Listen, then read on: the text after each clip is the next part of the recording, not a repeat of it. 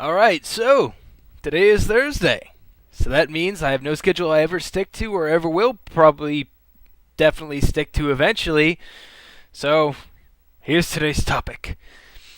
So Rage came out in 2011 to somewhat mixed reception. I mean, I don't think I heard a single person that could unanimously agree on how to receive Rage. Other than that, we agreed that there was a lot of wasted potential. And this we is almost anyone I've heard talking about or have talked to about Rage. Now, this video isn't specifically about Rage itself, but more the influence that what Rage attempted to do, and in some ways did do, and how that has trickled into games itself. Now, specifically, I want to talk about what Rage did do, and that I've seen in a lot of games is character animation.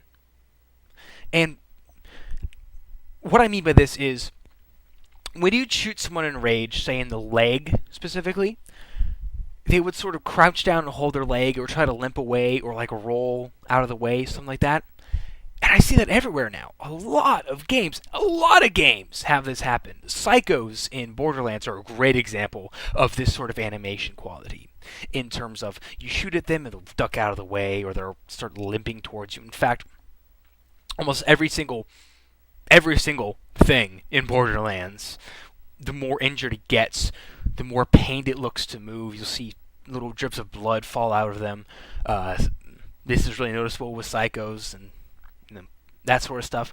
So that stands as a really big beacon of one very big idea. It's the fact that id still has its influence, which I suppose younger people might not have as much of an appreciation for this as older gamers, but I think I would technically be considered younger, maybe?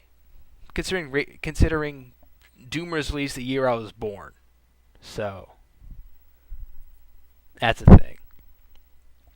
And what I'm referring to is the fact that id has its fingers in just about every little pie that could be considered the evolution of the first-person shooter. You know, you look at Wolfenstein, you look at Doom.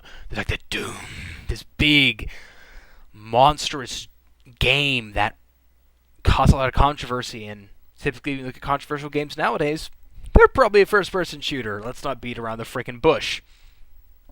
And then you look at, Quake, and the fact that really brought the deathmatch to its front, and then you look at Doom 3 and how dark games got after that. It's impossible to deny that Rage is prevalent in its own way. Now, certainly, id is not the powerhouse it used to be. id Tech 5, do you know another game that runs on it other than Rage? Because I sincerely can't think of one.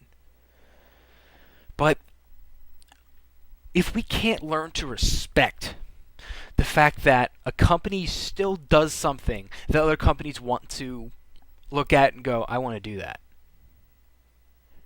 that's a good sign? Question mark.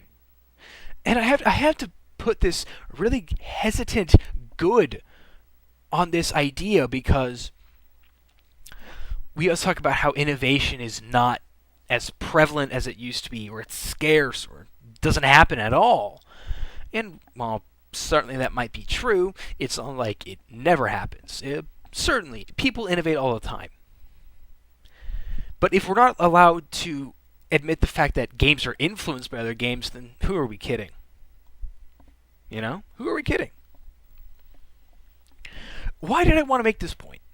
Why did I talk about how Rage has made it so the games I play clearly are changed in terms of how characters are animated, or the fact that id is such a historically important company to video games? And it's that if we can't learn to appreciate every single company for every single thing they've ever done in some way, shape, or form, then we'll never learn to appreciate them. And then we forget about it. And that's where problems come up. I mean, if we didn't remember that id made the first first-person shooter, if we didn't have records, well, they didn't. Maybe they didn't make it. Maybe they did. Who knows? If we didn't have that, then the people who grew up playing Call of Duty would go, "Oh, Call of Duty is the first first-person shooter," and no one would like that. So maybe it's important to teach the video game history to the young ones. Maybe that would shut them up for a second. Maybe. It's always good when I get to make something that makes me think about how other companies affect, entire landscapes of games. I personally love doing that.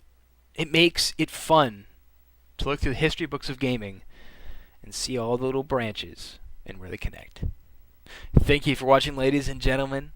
I hope you enjoyed the video. Now that this ass kissing is out of the way, I shall see all of you